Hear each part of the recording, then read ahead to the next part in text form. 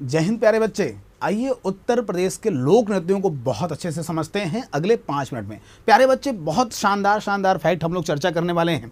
हम बात करेंगे, अगर देखा जाए तो सबसे पहले जिस लोक नृत्य पर, उसका नाम है चरकुला। चरकुला से प्रश्न क्या क्या पूछा जाता है। पहला प्रश्न किस क्षेत्र से संबंधित है, तो ब्रज क्षेत्र से संबंधित है। याद रखना प्यारे, किस क्षेत्र से संबंधित है, ब्रज क्षेत्र से संबंधित है। इसमें देखो रथ के पहियों का इस्तेमाल होता है। किसका? रथ के पहियों का इस्तेमाल होगा या फिर बैलगाड़ी के पहियों का इस्तेमाल होगा। और इस पहियों के ऊपर 108 दिए, कितने?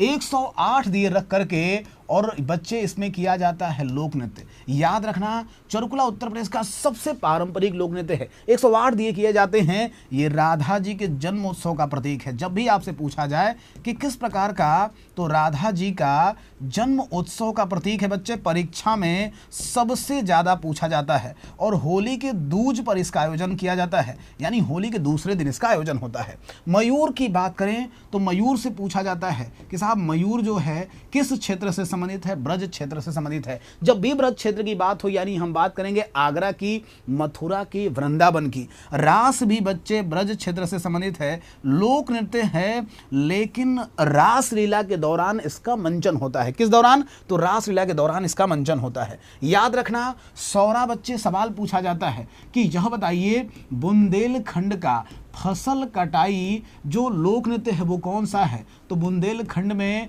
फसल कटाई के दौरान जिस लोक नृत्य की हम चर्चा करते हैं, इसका नाम है बच्चे क्या? तो सौरा। बुंदेलखंड में पुत्र जन्मोत्सव के दौरान, सुनना मेरी बात, बुंदेलखंड में पुत्र जन्मोत्सव के दौरान अगर कोई पूछ ले कि पुत्र के जन्मोत्सव के रूप में कौन सा लोक नृत्य किया जाता है, तो बुंदेलखंड के पुत्र जन्मोत्सव के दौरान लोक नृत्य किया जाता है ख्याल। अगर बात करें राई का, तो राई भी कहीं ना कहीं उत्तर प्रदेश में बुंदेलखंड से ही संबंधित है। सुन लेना, पाई डंडा भी पूछ लिया जाता है। पाई डंडा का भी संबंध कहीं ना कहीं बुंदेलखंड क्षेत्र से ही है। इसी तरीके से बात करें, जोगिनी बहुत पूछा जाता है। प्यारे बच्चे, जोगिनी अवध क्षेत्र से संबंधित है। किस क्षेत्र से? अवध क्षेत्र से संबंधित है। आपको बताना चाहेंगे कि जोगिनी में एक्चुअली होता क्या है।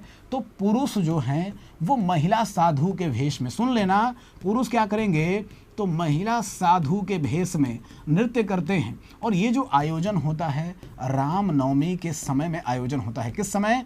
तो रामनवमी के समय में ये आयोजन होता है, इसको भी ध्यान रखना। इसी तरीके से बात करें कलाबाजी की, तो कलाबाजी का संबंध भी बच्चे अवध क्षेत्र से ही संबंधित है। क्या? अवध क्षेत्र का बहुत ही पारंपरिक आपको लोक नृत्य दिखाई देगा कलाबाजी। पेपर में खूब पूछा जाता है। बात करें कर्मा की, तो कर्मा से सवाल जब भी पूछे, याद रखना, सोनभद्र और मिर्जापुर में लोकप्रिय होगा। क्या? सोनभद्र और मिर्जापुर में लोकप्रिय होगा कर्मा। और अगर कहीं पर सवाल पूछे कि कौन सी जनजाति के द्वारा उत्तर प्रदेश में आयोजित होता है, तो खरवार जनजाति के द्वारा इसका आयोजन होता है। किसके द्वारा बच्चे? खरवार जनजाति के द्वारा इसका आयोजन होता है। कजरी की बात करें तो मिर्जापुर की लोक नृत्य भी है और लोक गीत भी है। वर्षा ऋतु के दौरान ये आयोजित होगी। कहाँ पर बच्चे? वर्षा ऋतु के दौरान इसका आयोजन होगा। याद रखना, आपसे सवाल जब भी पूछा जाए, क्या? आपसे सवाल जब भी पूछा जाए, आपको ध्यान रखना है कि कजरी की उत्पत्ति ही मिर्जापुर से हुई है। कई बार पूछा जाता है।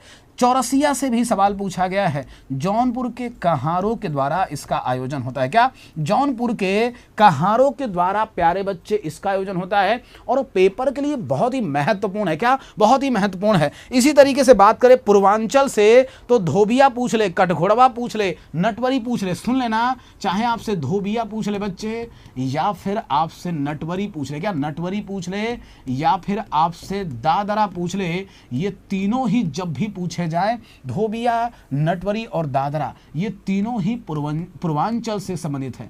ध्यान दो बच्चे, यहां हमने जितने लोगों की, जितने नृत्यों की चर्चा की, ये सभी के सभी लोक नृत्य हैं। लोक गीत अलग होता है और लोक नृत्य अलग होता है। आपको बताना चाहेंगे, आपसे पेपर में कई बार ऐसे ही सवाल पूछे जाते हैं कि कौन सा लोक गीत है अथवा कौन सा लोक नृत्य है। आप इसमें गलत कर लेते हैं।